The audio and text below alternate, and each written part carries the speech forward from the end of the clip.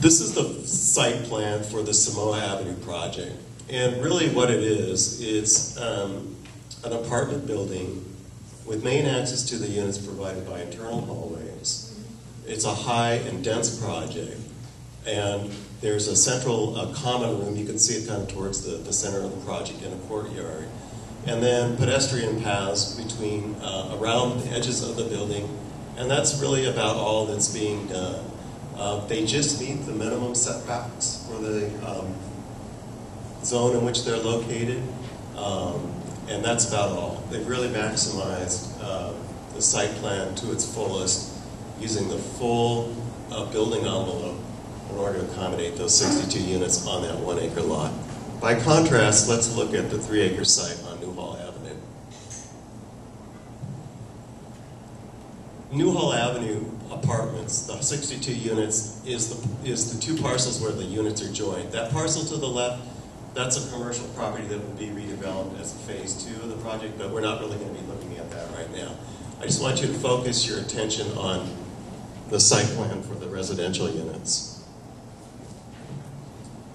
This is a former Caltrans park and ride lot, and this is a lot that's developed with a commercial building.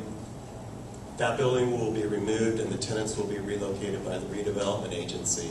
But having said that, there's 3 mature oak trees on the front of the site that will be preserved. There'll be dense landscaping at the front of the project, including a meandering sidewalk. That linkage will continue through the middle of the project, where there will be a rather large play area for children, more landscaped areas. This is a combination community room, gymnasium, what have you. And as you go further into the project, more open space. The interesting thing about this project is that they are a series of 8, 5, and 4-plex buildings, meaning each building has its own separation, the units have individual entries into them. And I'll show you an elevation of what that looks like. Far different than the way the site plan has been designed for Samoa.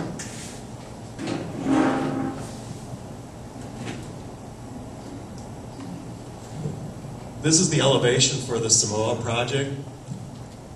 In order to provide for those 62 units, they've really gone as high as they can go on the site. And the result is a pretty massive street elevation. In fact, all elevations of the building are pretty massive. And there's little to no articulation of the building itself. There will be some variation where there's balconies on some of the units.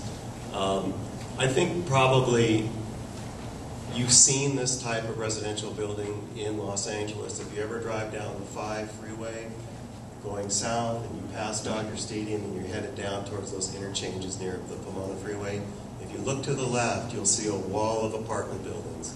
That's exactly the type of building that is being proposed on Samoa. This is what that is.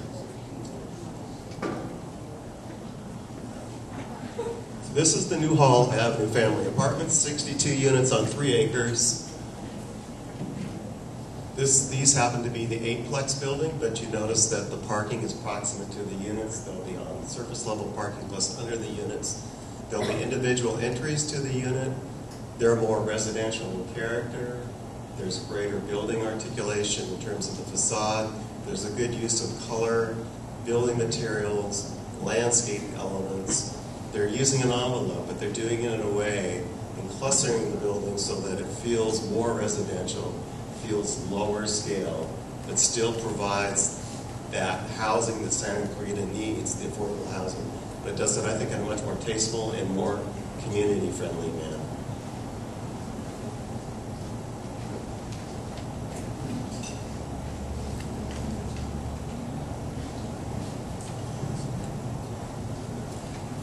Density bonus law is the one that the applicants are using to achieve the 62 units on Samoa.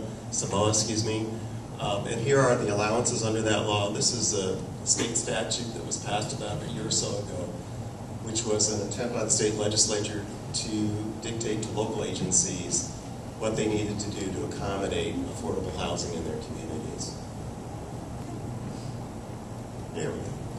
If at least 5% of the units are affordable to very low-income households, or 10% of the units are affordable to low-income households, then the project is eligible for 20% density bonus. If 10% of the condominium or planned development units are affordable to moderate income households, then the project is eligible to receive a 5% density bonus. That won't apply because these are not condominium, these are apartment units. And these bonuses reach a maximum density of 35% when the project provides either 11% for very low income, 20% for low income, and 40% for moderate income units. This will be a 100% affordable unit.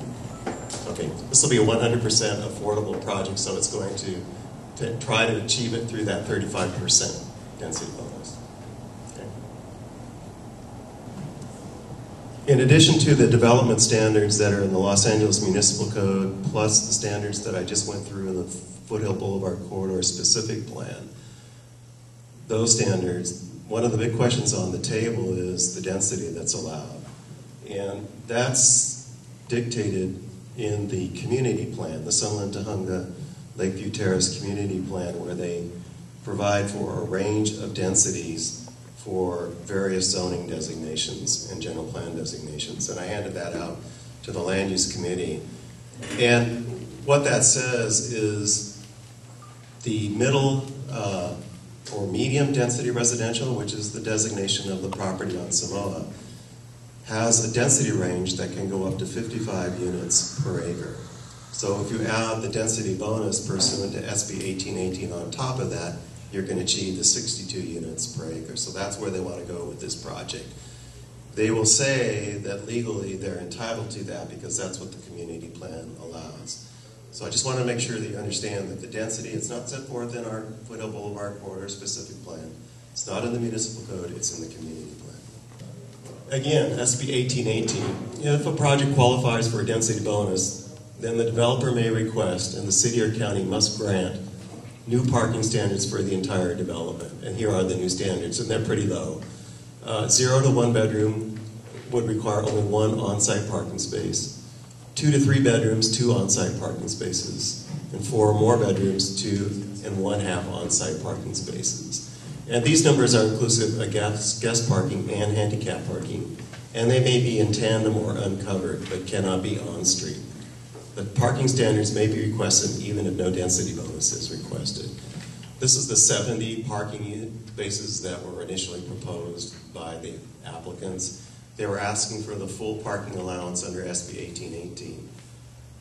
Here's the difference in Santa Clarita. They decided with their project that they knew that those parking standards were too low and too unrealistic.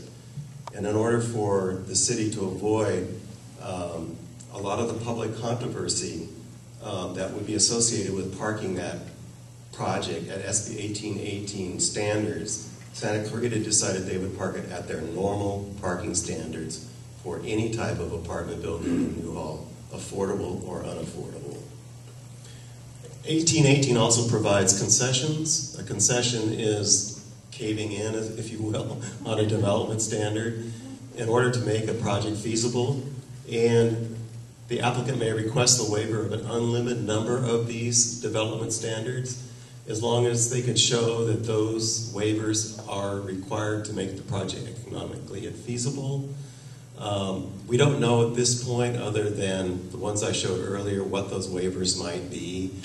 When the applicants came before the Land Use Committee, we asked them if they had compared their project against the Foothill Boulevard Corridor specific plan.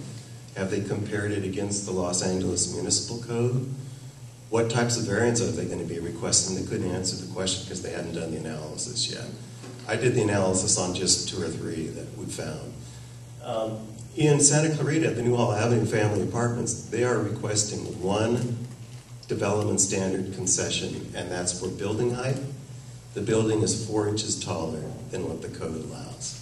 Otherwise, they comply with all of the development standards the city has.